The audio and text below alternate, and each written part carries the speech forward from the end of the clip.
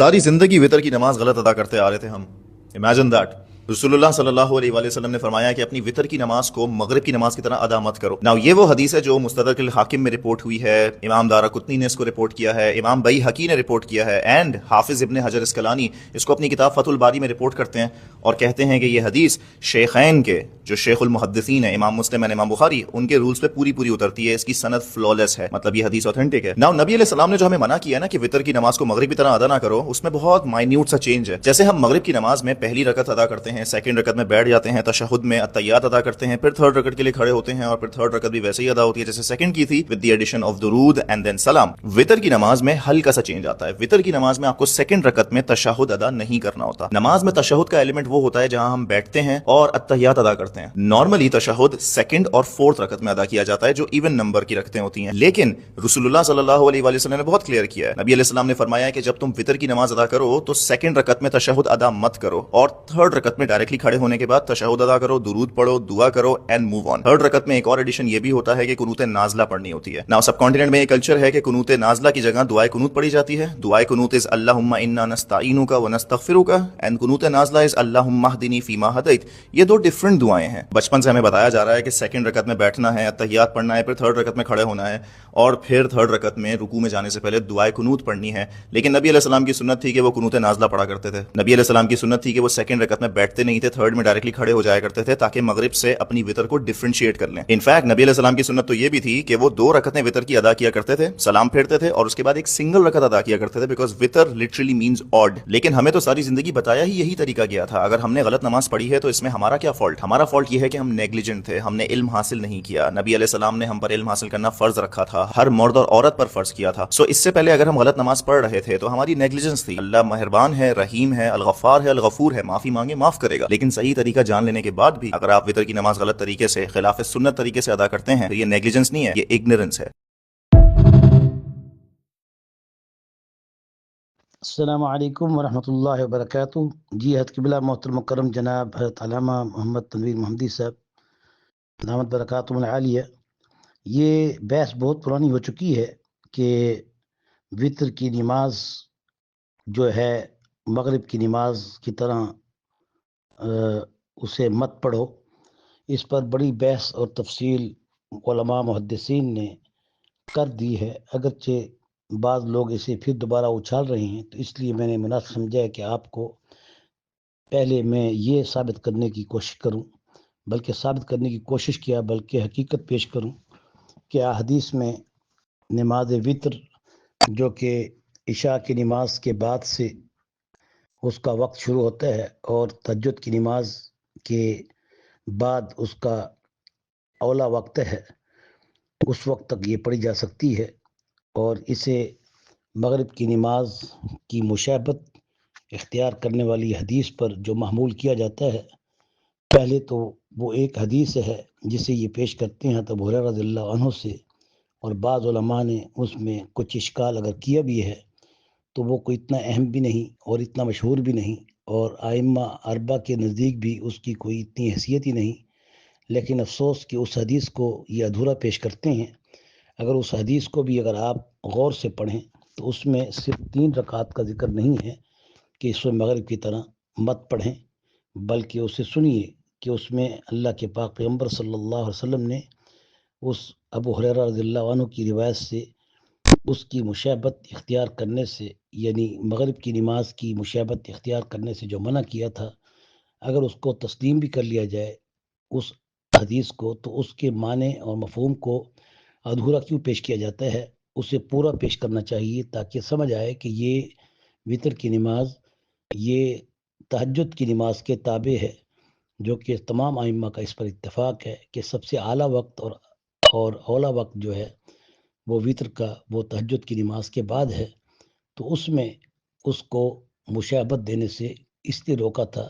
کیونکہ بعض 3 رکعات کو وہ وطر کی نماز کو ایسے ادا کرتے تھے جیسا کہ مغرب کی نماز کو. تو آئیے سب سے پہلے اس حدیث پوری کو ملاحظہ فرمائیے. دارقطنی اور بیہقی میں اس حدیث کو جو مکمل الفاظ سے پیش کیا گیا ہے،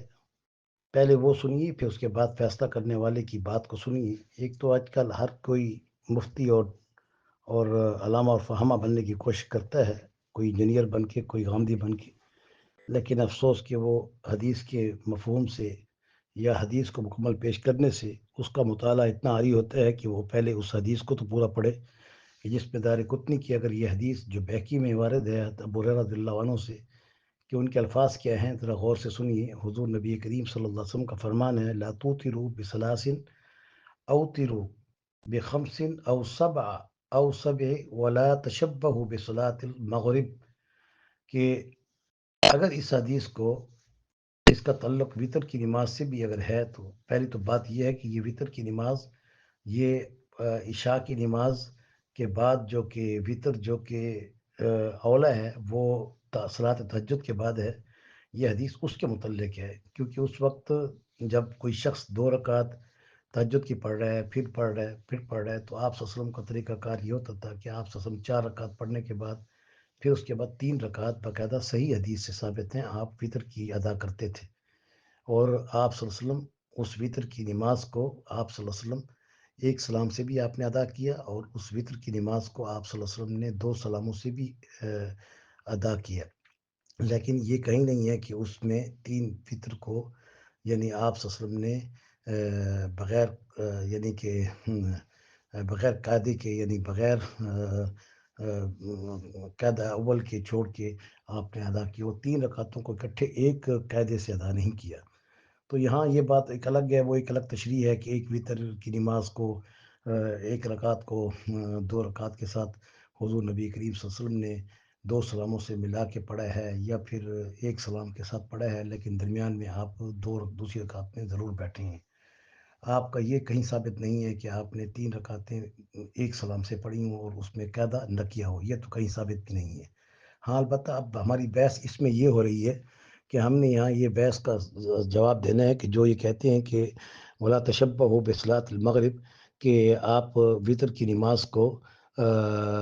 مغرب کی نماز کی طرح مت پڑھیں،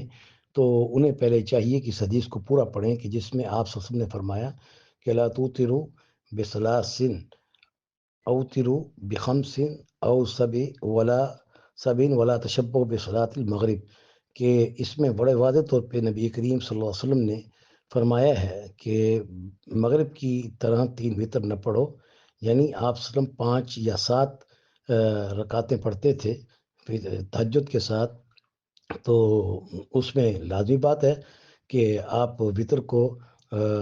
ایسے مت پڑھیں جیسے کہ آپ مغرب کی نماز میں پڑھتے ہیں۔ وطر کی نماز میں تو پہلی 2 رکعتوں کے اندر بھی صورت ہے اور آخری تیسری رکعت میں بھی صورت ہے، جبکہ مغرب کی نماز میں تو پہلی 2 رکعتوں میں صورت ہے، ملانا ہے صورت کا سورۃ فاتحہ کے ساتھ، لیکن آخری رکعت میں سورۃ فاتحہ سے پڑھی جاتی ہے، تو یہ کیسے اس کی مشابہت ہو سکتی ہے؟ تو ہرگزاً اس کا یہ مقصد نہیں ہے۔ اور اگر دوسرا مفہوم بھی ممکن ہو جس کا اس حدیث کے ساتھ تہجد کے ساتھ جو تعلق ہے، تو بھی بڑا واضح ہے کہ جب بھی تم نماز تہجد ادا کرو تو اس کے بعد وطر پڑھنا چاہو تو کم سے کم 5 یا 7 رکعت پڑھو۔ اس سے کہاں یہ ثابت ہو رہا ہے کہ آپ مغرب کی نماز کی طرح مت پڑھیں، اور مغرب کی نماز میں اور وطر کی نماز میں تو زمین آسمان کا فرق ہے۔ مغرب کی نماز میں آپ پہلی 2 رکعتوں میں صورت ملاتے ہیں اور آخری رکعت میں نہیں ملاتے،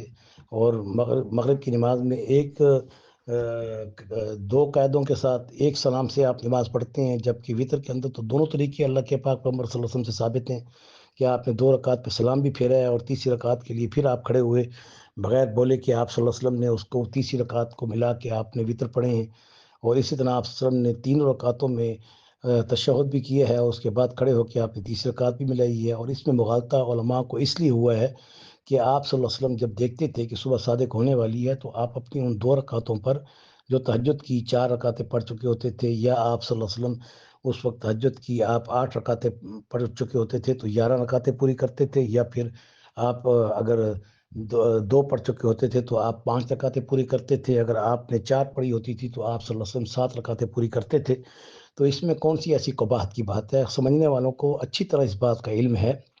کہ آپ صلی اللہ علیہ وسلم نے، امام بخاری کی روایت سے یہ بات بڑی واضح طور پہ حضرت امام بخاری نے روایت کی ہے کہ حضور نبی کریم صلی اللہ علیہ وسلم جب دوسری رکعت میں تہجد کے ہوتے تھے اور دیکھتے تھے کہ ابھی سورج نکلنے والا ہے، تو پھر آپ صلی اللہ علیہ وسلم اسی دوسری رکعت پر تیسری رکعت کو بنا کر کے 3 رکعت وتر کی کمپلیٹ کر لیتے تھے۔ اور اگر آپ صلی اللہ علیہ وسلم دوسری رکعت میں سلام پھیر چکے ہوتے تھے تو آپ صلی اللہ علیہ وسلم پھر ٹائم کے ختم ہونے کی وجہ سے تیسری رکعت فطر کی ملا کے اس کو پورا کر لیتے تھے۔ آج بھی اس پر ہمارے احناف کا بھی عمل ہے۔ احناف اور امام ابو حنیفہ رحمۃ اللہ علیہ، نعمان بن ثابت رضی اللہ رحمۃ اللہ علیہ آج بھی اس کے قائل ہیں کہ کوئی شخص اگر تہجد کی نماز باقاعدگی سے پڑھتا ہے تو اسے وطر کو مؤخر کرنا چاہیے، اور اگر اس کا وقت نکل رہا ہے وطر کے جانے کا، کیونکہ وہ فطر کا وقت جو ہے وہ بھی تہجد کی نماز تک ہے، اس کے بعد فجر کا وقت داخل ہو جائے تو وطر پھر موقوف ہو جاتے ہیں، تو اس کو پھر چاہیے کہ اگر وقت جا رہا ہے تو دوسری رکعت ہے یا چوتھی رکعت ہے یا چھٹی رکعت ہے یا 8ویں رکعت ہے تو اس پر وہ کھڑا ہو جائے اور تیسری رکعت وطر کی ملا لے، یا اگر وہ سلام پھیر چکا ہے تو پھر تیسری رکعت ایک اس کے ساتھ بغیر یعنی بولے کے کھڑے ہو کر اس میں وہ تیسری رکعت ملا کر وطر کو پورا کر لے۔ اور وطر کی نماز میں بھی اختیار ہے، اس کے بھی 2 طریقے ہیں، یا تو قبل از رکوع ہے وطر کا پڑھنا یعنی وطر دعائے قنوت کا پڑھنا، یا بعد از رکوع ہے یعنی رکوع کے بعد قنوت کا پڑھنا، دونوں حدیثوں پہ عمل ہو سکتا ہے۔ اور آپ سب کا عام معمول یہ تھا کہ آپ وطر کی نماز میں جب دعائے قنوت پڑھتے تھے تو آپ بعد از رکوع پڑھتے تھے، رکوع کے بعد پڑھتے تھے، لیکن جب آپ نے دعائے قنوت نازلہ پڑھی بد دعا کے لیے ان لوگوں کے لیے واقع اور نگین میں، تو پھر آپ صلی اللہ علیہ وسلم نے 1 مہینہ تک آپ نے وطر کی نماز کی طرح دعائے قنوت نازلہ بھی ہر فرض نماز میں پڑھی، اور اس میں آپ نے رکوع کرنے سے پہلے وہ آپ نے دعائے قنوت نازلہ ادا کی، جس پر احناف کا بھی عمل ہے۔ اور اسی طرح وطر کی نماز میں بھی دونوں کو اختیار حاصل ہے کہ وہ دعائے قنوت جو ہے رکوع سے پہلے بھی پڑھ سکتا ہے، رکوع کے بعد بھی پڑھ سکتا ہے، سجدہ سہو بھی نہیں آئے گا۔ لیکن باوجود اس کی کہ یہ آج کل کے نام نہاد اسکالر جو کہ سطحی علم رکھنے والے اور قرآن و حدیث کا تھارولی اسٹڈی نہ کرنے والے امت کو گمراہ کرنے کی اور خام خواہ کے شکوک و شبہات پیدا کرنے کی کوشش کرتے ہیں، ان سے ویسے ہی بچنا چاہیے۔ جب علماء کرام کی تعداد موجود ہے اور ایکسپرٹ علماء کرام جن کی ساری زندگیاں دین کے لیے وقف ہیں، تو ہمیں ان کو ہی سننا چاہیے، ان بدماشوں کو سننے کی بجائے، اور اسلام میں خام خواہ کے شکوک و شبہات پیدا کر کے اسلام سے اور علماء سے دور کرنے والی یہ جو سازش اختیار ہو چکی ہے انجینئر ٹائپ، اس سے بچنا چاہیے۔ اللہ تعالیٰ ان کے شر سے ہمیں محفوظ رکھے۔ مزید اس کی تشریح جو ہے میں آگے آپ کو پیش کرتا ہوں کہ یہ حدیث جس کو یہ پیش کرتے ہیں، میں نے ابھی آپ کو بتا دیا کہ یہ حدیث جو ہے 5 اور 7 کی رکعات تہجد کے ساتھ وطر کو لا تشبہ بصلاۃ المغرب کے ساتھ تشبیہ دے کے منع کیا گیا ہے، اور پھر مغرب کی نماز میں اور وطر کی نماز میں زمین آسمان کا فرق ہے۔ تو اب آپ خود بتائیے کہ یہ پیش کرنے والا کس طریقے سے یہ حدیث کو پیش کر رہا ہے، اور حدیث کو مکمل پڑھنے کی بجائے یہ ولا تقربوا الصلاۃ وانتم سکارا کو کیوں چھوڑ رہا ہے؟ وانتم سکارا جب چھوڑے گا تو پھر قرآن کی آیت پہ عمل کیسے کر سکتا ہے جب تک کہ اس کے اگلے سیاق و سباق کو پورا نہیں کرے گا؟ جی، اب اس میں آپ کو میں نبی کریم رؤوف الرحیم صلی اللہ علیہ وسلم کی وہ حدیث پیش کروں گا جس میں آپ صلی اللہ علیہ وسلم نے وطر کی نماز کو ادا کرنے کا حکم آپ سب نے کس طریقے سے کیے ہے، حتیٰ کہ آپ نے وطر کی نماز پڑھنے کے بارے میں جو ابو سعید خدری رضی اللہ تعالیٰ عنہ کی روایت سے ہے کہ آپ نے فرمایا صلی اللہ علیہ وسلم من نام عن وطرہ او نسیہ فلیصلی اذا ذکرہ، کہ حضرت ابو سعید خدری رضی اللہ تعالیٰ عنہ فرماتے ہیں کہ رسول اللہ صلی اللہ علیہ وسلم نے ارشاد فرمایا کہ جو شخص وطر سے سوتا یعنی وطر پڑھنے سے سو جائے یعنی بھول جائے تو جب یاد آئے وہ وطر کی نماز ادا کر لے۔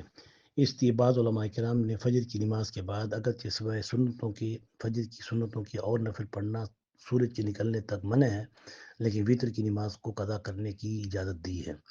اسی طرح حضرت بریدہ رضی اللہ عنہ سے بھی رسول اللہ صلی اللہ علیہ وسلم نے فرمایا کہ میں نے سنا سمعت رسول اللہ صلی اللہ علیہ وسلم کہ یقول الوطر حق فمن لم یوتر فلیس منا، الوطر حق فمن لم یوتر فلیس منا، الوطر حق فمن لم یوتر فلیس منا۔ کتنی واضح حدیث ہے کہ جس میں نبی کریم صلی اللہ علیہ وسلم فرما رہے ہیں کہ نماز وطر حق ہے، جو وطر ادا نہ کرے وہ ہم میں سے نہیں ہے، نماز وطر حق ہے، جو وطر ادا نہ کرے ہم میں سے نہیں ہے، 3 دفعہ آپ نے فرمایا۔ تو جن حضرات نے وطر کو واجب قرار نہیں دیا ہوا ان کا بھی یہاں رد واضح ہو رہا ہے کہ جس چیز میں حضور صلی اللہ علیہ وسلم کا حکم ہو اور اس پر آپ صلی اللہ علیہ وسلم کی تنبیہ ہو اور اس پر یہ بھی کہا جائے کہ سرخ اونٹوں کے برابر اس کا ثواب ہے، تو اس کو وطر پھر اس کو امام صاحب نے اگر واجب قرار دیا ہے تو آج کے نام نہاد مولوی اگر وہ رسول اللہ صلی اللہ علیہ وسلم کی اس صحابی کی اس تابی کی جس نے 7 صحابہ سے شرف تلمذ حاصل کیا ہو اور زیارت حاصل کی ہو، اس کی بات کو رد کریں اور پھر وہ ترمذی شریف کی حدیث کو پیش کریں اور اس کو وہ رد کریں اور کہیں کہ ہمیں تو بخاری کی حدیث چاہیے، اور اب وہ یہ کہیں کہ 3 رکعت وتر جو ہے یہ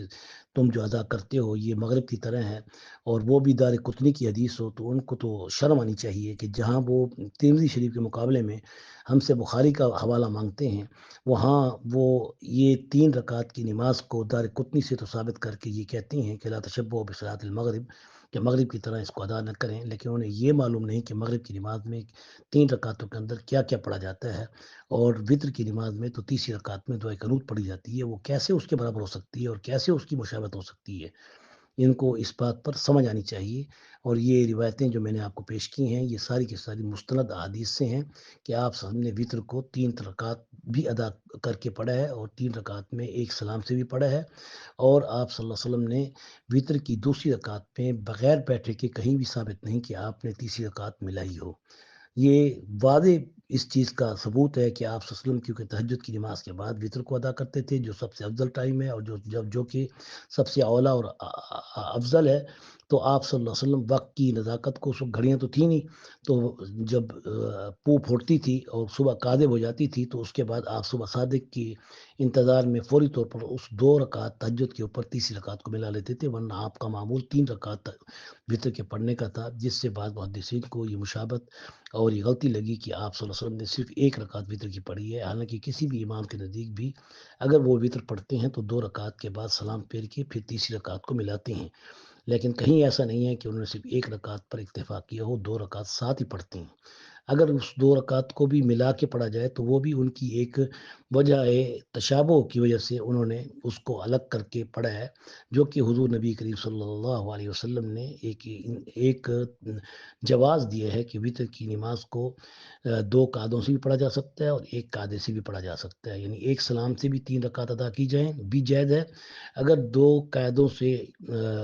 ایک سلام سے بھی ادا کی جائے بھی جائز ہے، اور اگر 2 قعدوں سے 2 سلاموں سے بھی ادا کی جائے بھی جائز ہے،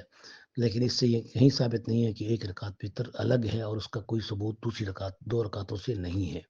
بہرحال مجھے امید ہے کہ آپ کو یہ بات سمجھ میں آ گئی ہوگی کہ جو لوگ وطر کی نماز کو مشابہت کی وجہ سے یہ کہتے ہیں کہ احناف کا طریقہ طرز جو ہے یہ غلط ہے، میرے خیال میں انہیں اپنی عقل کا علاج کرنا چاہیے کہ جو حضور کے زمانے میں اور 7 صحابہ سے جنہوں نے شرف تلمذ اور زیارت حاصل کی ہو، اور آج کے 14ویں صدی کے مولوی کی ہم ڈکٹیشن کو لے کے ہم امام صاحب کی بات کو کیسے رد کر سکتے ہیں اور کیسے چھوڑ سکتے ہیں، لیکن یہ بات کرین انصاف تب ہوگی جب ہمیں اس بات کا بھی احساس ہو کہ آج کے نام نہاد اسکالر کی حیثیت کیا ہے، ان کی علمی اوقات کیا ہے اور ان کا مطالعہ کتنا ہے، اور وہ حدیث کو کیسے پیش کر رہے ہیں، کیا وہ حدیث پوری پیش کر رہے ہیں، جو کہ میں نے آپ کے سامنے یہ حدیث پوری پیش کی ہے، جو کہ وہ ایک آدھا حصہ پیش کر کے لا تقربوا الصلاۃ وانتم سکارا کو چھوڑ دیتے ہیں، تو پھر ان کو چاہیے کہ ایسے لوگوں کی باتوں کو سننے کی بجائے انہیں ضعیف قرار دیں یا انہیں معذور قرار دیں یا ان کو سننا چھوڑ دیں، یا پھر حدیث کا جو پورا متن میں نے پڑھا ہے اس کی تشریح کو اور اس کی تفسیر کو تشریح کو یا اس کی تفسیر کو پھر آئمہ کی آراء سے دیکھیں، نہ کہ آج کل کے نام نہاد اسکالر جو کہ 2 4 اردو کی کتابیں پڑھ لیں ان کی ڈکٹیشن سے آپ اپنے ایمان کو کمزور نہ کریں اور علماء سے اعتماد کو خراب نہ کریں، اور جماعت کا اہتمام رکھیں، اور علیکم بالجماع اور جماعت کے ساتھ اپنے آپ کو منسلک رکھیں، من شذ شذ فی النار، جو کہ جماعت سے علیحدہ ہوتا ہے، یعنی مومنین کی جماعت سے، علماء فقہا کی جماعت سے، تو وہ پھر جہنم میں جائے گا۔ حضور نبی کریم رؤوف الرحیم صلی اللہ علیہ وسلم کی حدیث صحیح اور تواتر کے ساتھ، اور خصوصاً آپ صلی اللہ علیہ وسلم کی جماعت علیکم بالجماع اور ید اللہ الجماع، وہ مومنین کی جماعت ہے، وہ فقہا کی جماعت ہے، وہ علماء کی جماعت ہے، اور تمام ائمہ کا، حتیٰ کہ عبداللہ بن باز، عبدالعزیز بن باز کا اور تمام ائمہ کا اس پر اتفاق ہے کہ امام اعظم ابو حنیفہ رحمۃ اللہ علیہ کو اللہ تعالیٰ نے جو فقاہت اور جو اللہ نے علمی رتبہ عطا کیے ہے، تمام جتنے بھی ائمہ ہیں وہ سارے یہ کہنے پہ مجبور ہیں کہ نحن ابناء ابی حنیفہ، ہم تو ابو حنیفہ کے علم میں ان کے بیٹے ہیں۔ تو آج کا نام نہاد جتنے بھی وہ اپنی شور مچا کے اپنی غلط تشریحات کو امام صاحب کی شان میں کمی کا باعث بنائے، تو وہ اپنی ہی قد کاٹ کا واضح اظہار کر رہا ہے کہ وہ کس قد میں کھڑا ہے اور کس پانی میں ٹھہر کے بات کر رہا ہے۔ اللہ تعالیٰ انہیں بھی ہدایت نصیب فرمائے۔ وآخر دعوانا الحمدللہ رب العالمین۔ آپ کا بھائی مفتی ڈاکٹر امداد اللہ محمود فرید، رئیس دارالفتہ جامعہ متحدہ العلوم عارف بازار لاہور کینٹ۔ Phone number 031393470709۔